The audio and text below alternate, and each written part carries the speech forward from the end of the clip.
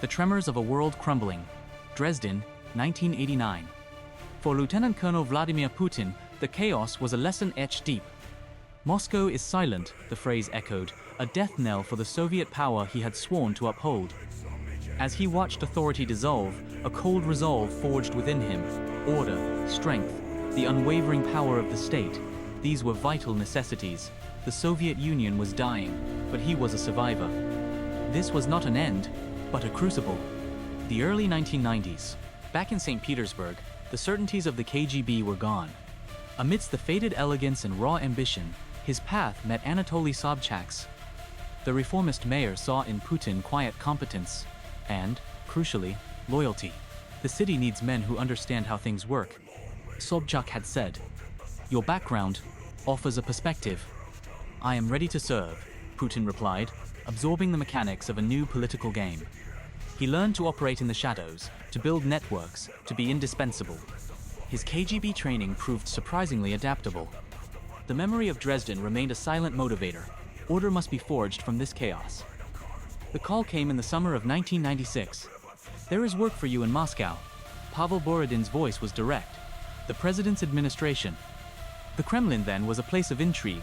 President Yeltsin, increasingly frail, desperately sought stability and loyal deputies. Putin, a stark contrast to the flamboyant figures around Yeltsin, listened more than he spoke, absorbing every nuance. His loyalty was to the task, and by extension, to the presidency.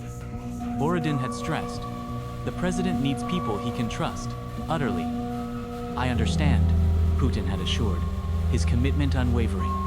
His rise was a steady, almost silent accumulation of responsibility. The lessons of Dresden were reinforced daily. The 19th of July 98, Russia teetered on the brink. Yeltsin summoned him. The country needs strength, stability. The president's voice was gravelly. I am appointing you director of the Federal Security Service, the FSB, successor to the KGB. For Putin, it was a return to a world he understood intimately. Thank you for your trust, Boris Nikolaevich, he said, a calm acceptance of immense responsibility. He moved swiftly, reasserting the FSB's authority. He understood that the security apparatus was the state. Yeltsin watched, perhaps with relief. Here was a man dedicated solely to the interests of the state, loyal to the president. The oligarchs took note. This new FSB chief was different. The directorship was a crucial platform, a way to demonstrate the strength Yeltsin craved. He was forging the shield of the state and his own path to power. The 19th of August 99. Crisis in the North Caucasus. Yeltsin made a stunning move. I have decided to name a man capable of consolidating society, he announced. This is Vladimir Vladimirovich Putin, Prime Minister and chosen successor. If Putin felt the weight of the moment, he did not show it. Tasks are clear, he stated. We will restore order, we will fight terror. His response to Chechnya was stark, brutal. We will pursue the terrorists everywhere, he declared. If we find them in the toilet, we will rub them out in the outhouse. His approval ratings soared. He was seen as the man bringing order. The oligarchs, who had thought him manageable, realized their underestimation. Yeltsin had staked his legacy on this enigmatic former officer. Putin was projecting tireless competence. The lessons of the Soviet collapse were being put into practice.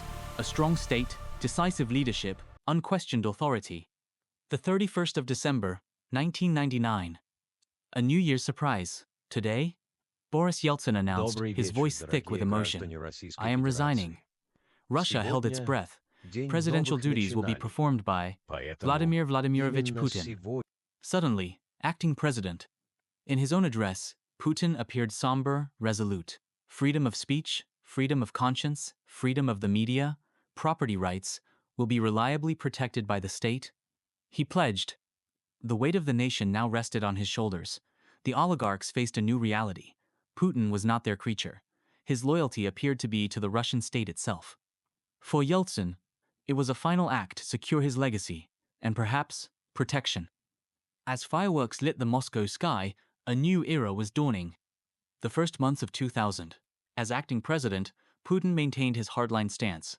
The election was set for the 26th of March. His campaign conveyed an aura of competence, his slogan, order.